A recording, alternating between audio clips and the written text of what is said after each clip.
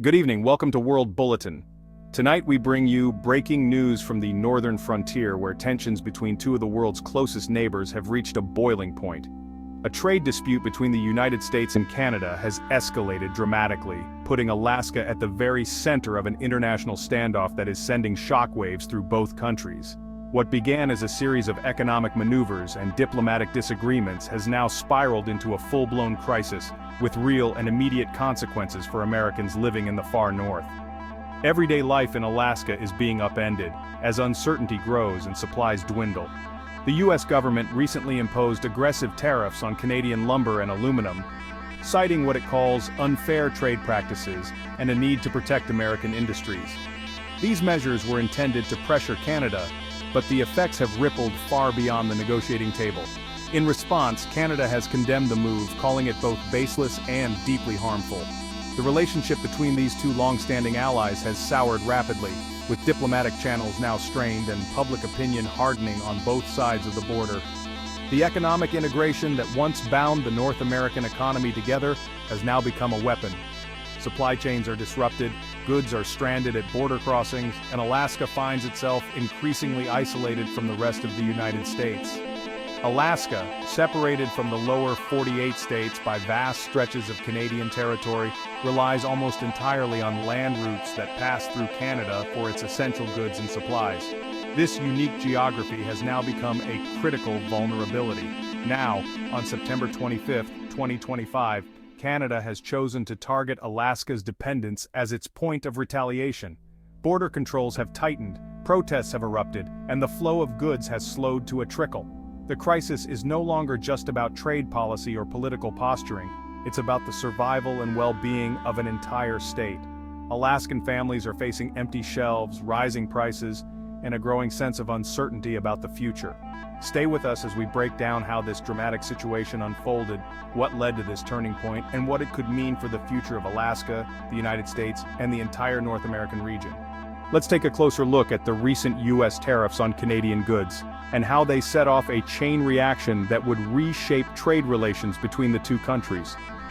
These tariffs, which quickly became the center of a heated international debate, sparked a crisis that rippled through both economies.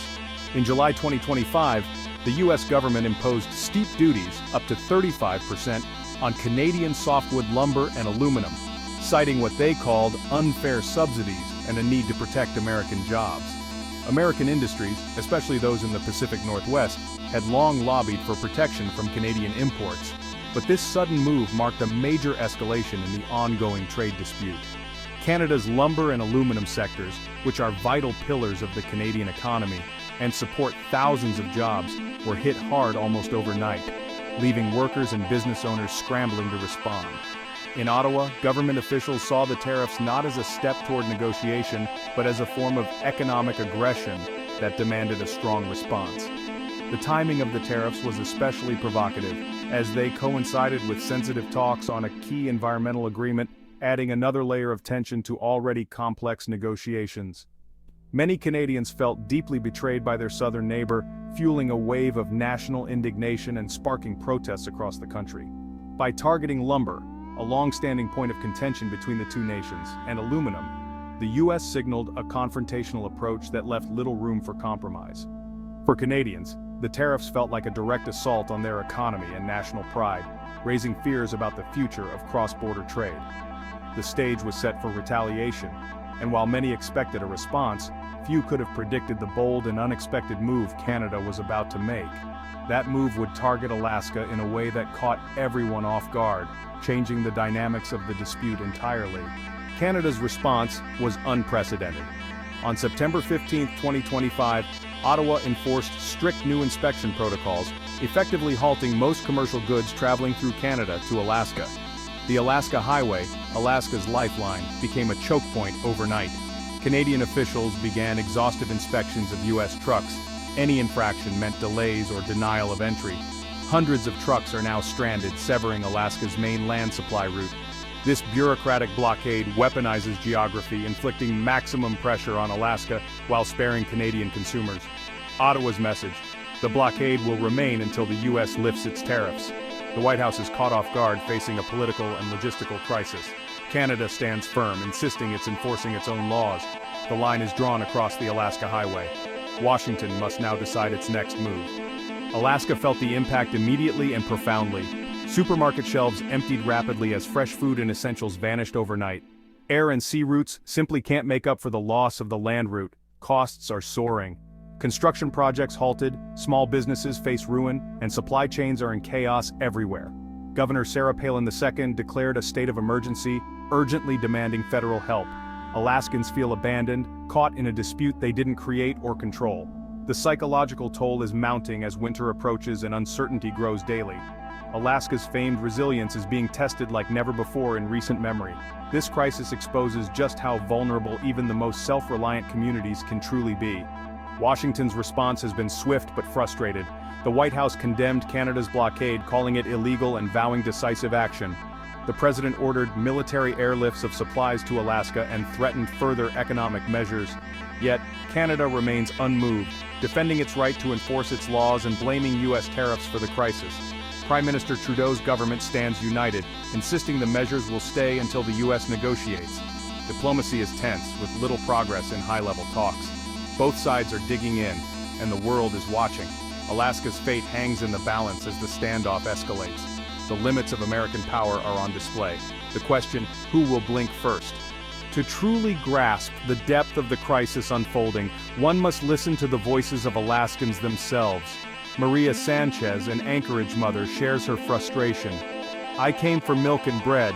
There's nothing left on the shelves. We feel forgotten by those in power. We desperately need help and attention."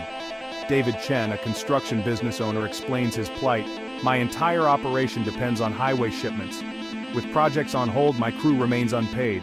We're caught in the crossfire, collateral damage in this crisis." John Big Bear Thompson, a veteran trucker, reflects, "In 30 years on this route, I've never seen anything like this. The people of Alaska need what's in my truck, essential goods that are now stuck. This isn't just about the weather, it's a political standoff." The trucking industry is at a standstill, with vital medical and essential supplies stranded at the border. In response, community groups are stepping up, sharing resources and supporting their neighbors in need. Local fishermen are generously donating their catch to food banks, ensuring no one goes hungry. Alaskans are known for their toughness and self-reliance, but even their patience is wearing thin. "We always find a way through tough times, but they better fix this fast," warns a concerned Juneau resident. This crisis has united Alaskans in both frustration and a renewed resolve to demand change. They refuse to accept being mere pawns in a larger political game. Their message is clear. Resilience does not mean acceptance of the status quo. The governments in Washington and Ottawa must act decisively, now before it's too late. How does this end? Experts see three paths. First, de-escalation. The U.S. suspends tariffs, Canada lifts the blockade, and talks resume. But both sides risk losing face, making compromise difficult. Second, third-party mediation, perhaps by the WTO. But that process is slow, and Alaska needs relief now. Third, escalation. The U.S. could retaliate further, risking a full-blown economic war. Dr. Evelyn Reed warns, a trade war would destabilize North America and ripple globally. Both sides must avoid this. Most agree. Only diplomacy and negotiation can resolve this. Pressure from Alaskans and businesses may force leaders back to the table. The world is watching and Alaska is waiting. From World Bulletin, thank you for watching. Good night.